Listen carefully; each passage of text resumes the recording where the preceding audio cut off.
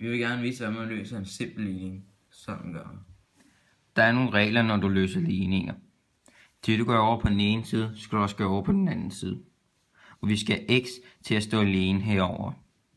Så derfor vil jeg starte med at fjerne 4-tallet.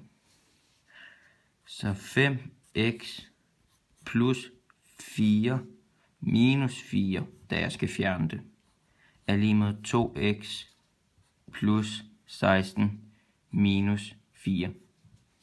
Det vil sige, nu står der 5x er lige med 2x plus 12.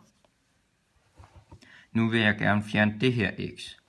Så det vil sige, at jeg skal minus med 2. 5x minus 2x er lige med 2x minus 2x plus 12. Så nu det der er tilbage, det er 3x er lige med 12. Så nu skal vi dividere med 3 på begge sider. Det vil sige, at x er lige med 4. Vi tager lige et eksempel mere.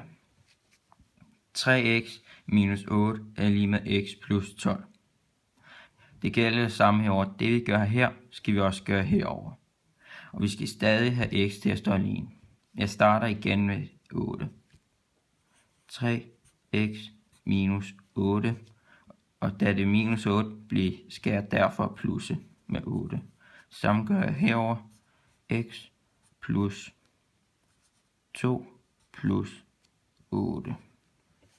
Det vil sige, nu har jeg 3x er lige med x plus 10. Nu vil jeg gerne have det her x væk. Så derfor minuser jeg med 1. 3x minus 1x er lige med, eller også bare x, er lige med x minus x plus 10.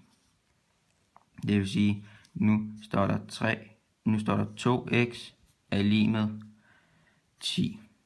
Nu skal vi dividere igen. 2x, og det samme skal vi gøre herover med 2. Det vil sige, x er lige med 5. Det var vores video om ligninger. Håber I kunne lide den.